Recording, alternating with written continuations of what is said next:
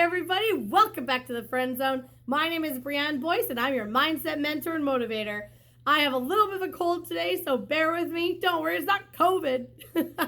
It's just the smoke in the air from all the forest fires of Manitoba. So if I sound a little bit off, that's why. Still here to bring you the heat, still talk to you, the people, the community, about any topic under the sun. And as your friend, no topic is too taboo. I am here for you.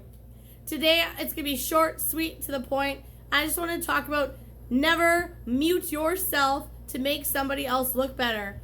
And this comes along the lines of, never dull yourself to make somebody else shine. The reason I want to talk about this is because oftentimes in life, and I've done it myself, we have felt the need to suppress who we are or our gifts or qualities to make other people feel welcomed or feel like they fit in or to help them fight their own insecurities. But that's not our responsibility. It's not our responsibility to take away from our success story just to make other people feel better. What does this look like? For example, in the business world, if you're seeing success or you're in a relationship, you're getting married, or you have all these wonderful things going for you, you've started a business, whatever it might be, you built a house, you're getting to travel and explore, you're financially well off, you're giving back to the community, maybe you're a public speaker, maybe you're a mentor, whatever the case may be in life. And if somebody else feels uncomfortable by your success, it doesn't mean you need to dull it down. There's been times in my life where I knew other people were insecure financially, and I've never been a wealthy person, but there was a period in my life where I was making it by. People didn't understand how I was doing it, and it made them uncomfortable. So I would downplay my ability to be creative. I would downplay my ability to get by. In business, when I started to see success and other people, sometimes they get envious. It happens. We've all been there. I would downplay how well I'm doing, or I would downplay my talents to make them feel better. That's not my responsibility, and that's not your responsibility either. It's up to them to build themselves up. It's up to us to cheer them on and encourage them, which is something I've always done regardless.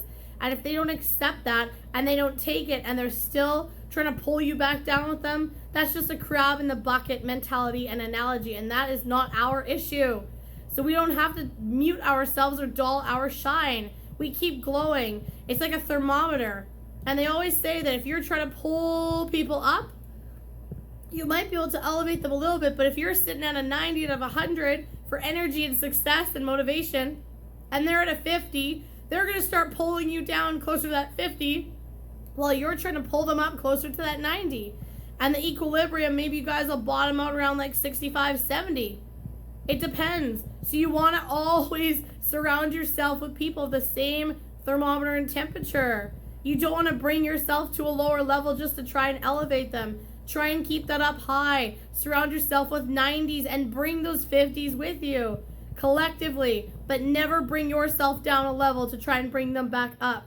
Crabs in a bucket analogy is, I don't know if you know much about crabs. I'm no fisherman, but I learned this years ago, is that if you put one crab in a bucket, it'll just sit in there, maybe try to escape.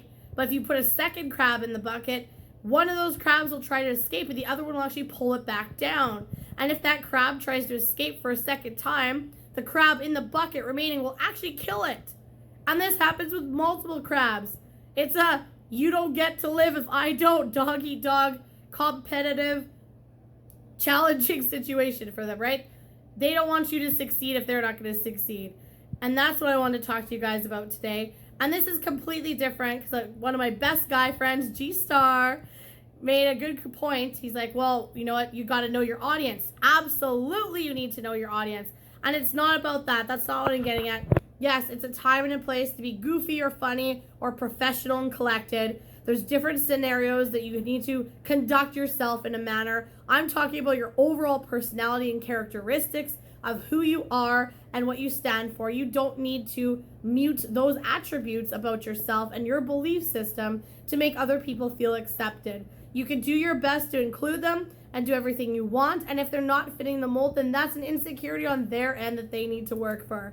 So I just always want to remind you to be the best version of you. Do not take responsibility or accept responsibility for the actions of other people or the insecurities of other people.